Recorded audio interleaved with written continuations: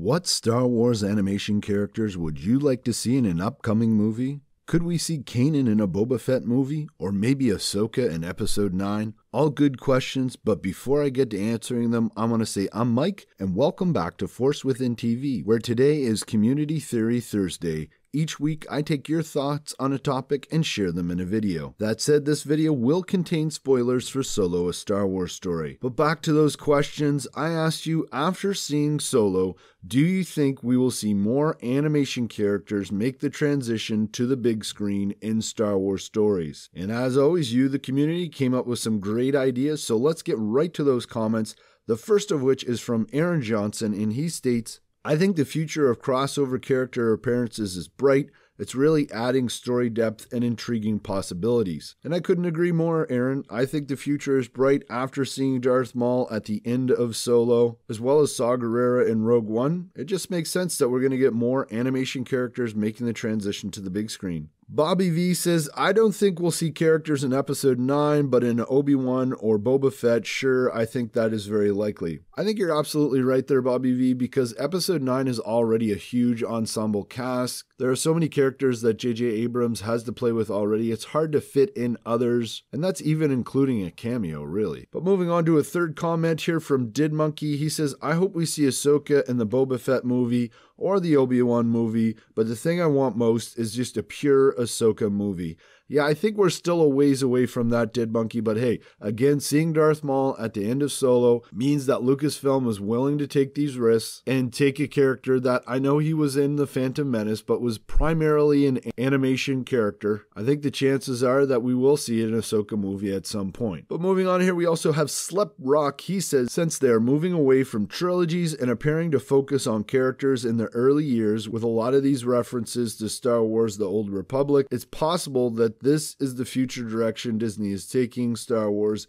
either in the movies or animation. Yeah, and Sleb Rock there, I'm not quite sure if you mean like the future of Star Wars is with Star Wars: The Old Republic. I personally think we are going to be getting some Old Republic movies. I think Kathleen Kennedy wants to move us away from the Galactic Civil War and the timeline of the original trilogy, and that's one of the times that we will be visiting. But I also agree that we will be getting more references and crossover in stories, most likely outside any of the saga films, as I've already mentioned. Another commenter we have here is Turkland TV. He says, it's just a matter of time until certain characters from animation will get their own place on the big screen. Future films around Han, Chewie may feature those kind of references to the Rebels era, which is just a little later. If they'd make another one, or perhaps a trilogy, I won't predict any one of them, but it will happen eventually. And yeah, Turkland TV, that definitely makes sense to me. Listen, they're going to run out of ideas eventually. They're going to be looking outside of the original trilogy and those characters and seeing what else people are gravitating to. And it just makes sense, you know, the most popular animation characters are going to find themselves in a movie at some point. And if they have success, if they have mainstream popularity within that movie, they may get their own movie, as I've already mentioned with Ahsoka. Moving on from Turkland TV, we have another longtime supporter of the channel, the Medieval Man 9.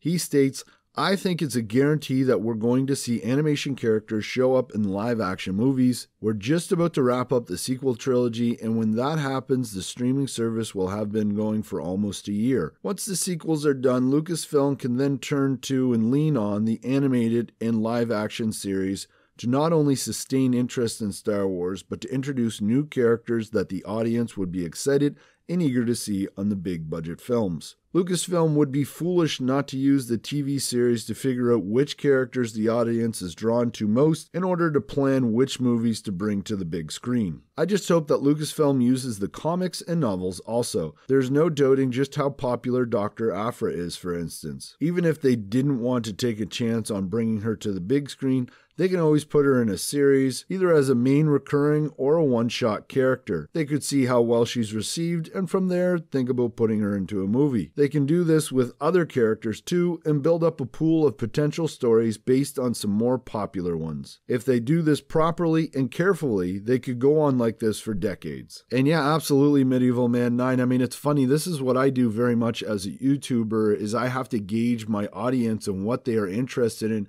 and surely I do things that I am just interested in, that I want to put out there, but also I have to do a lot of gauging of my audience. I have to figure out what characters my audience are most interested in, what theories and predictions they're most interested in, and then I really have to focus on those as a YouTube creator. And it's funny to see Lucasfilm at this point sort of struggling with that. Han Solo really should have been a popular character, but for a variety of reasons, this movie didn't do as well as Lucasfilm thought it would, and they have to go back to the drawing board. The funny thing is that a lot of people out there are just saying, well, Star Wars has failed and Kathleen Kennedy should be fired. All those folks at Lucasfilm are doing an outstanding job. They've had 3 massive hits. And if I'm Bob Iger or whoever is in charge of Kathleen Kennedy's job, firing and hiring, I'm not going to fire her based on just one movie, the Han Solo movie, and how it didn't overperform. She still had 3 absolute blockbuster movies, but I digress. But let's move on here to Jet Blast 190. He says, before seeing Solo, I would have said that there is a very low chance for animation, comics, or novel characters to cross over into live-action movies. However, by taking a chance on bringing back Maul, still presumed dead by casual fans and moviegoers,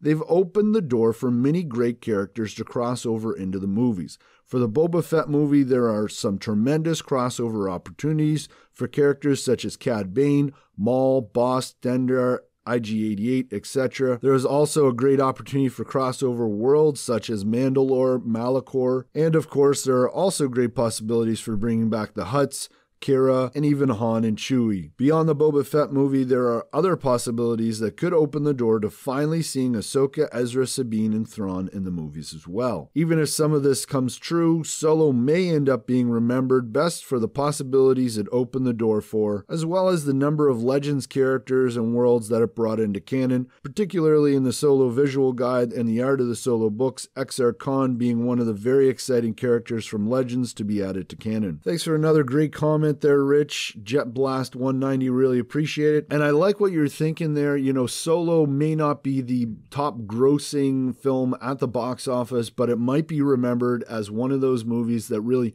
opened things up to possibilities of canon crossover. I just think including mentions of characters like Exar Khan or Aurra Singh, these are just things that casual fans don't quite understand, but we as fanboys do and absolutely love these little Easter eggs. Bring on stories about new characters, yes. Don't just go back to the original trilogy characters, but make connections as well. Why else would you have the story group and all the effort that goes into making sure that Star Wars canon stays legit? Bring on those connections, absolutely. And one of the things, I think I might have already mentioned this, is I really like the idea of these Star Wars stories, these anthology movies, they being a little bit more fan servicey or connected, whereas maybe the Saga films or an Old Republic trilogy, something like that, may not be, or perhaps Rian Johnson's trilogy as well. But maybe these side movies, they can be the ones that have a little more fan service. Don't overdo it, but a little more fan service. So thank you to all of you who participated in this Community Thursday. And thank you if you've watched this long, really appreciate it. And remember to use the force within you to make the Star Wars community a better place. Share thoughts on the question of the day and encourage those who do the same. And today's question is, do you think Enfys Nest was one of the founding members of the Rebel Alliance? Let me know in the comments below, along with any evidence you might have. Thanks for watching, and may the Force be with you.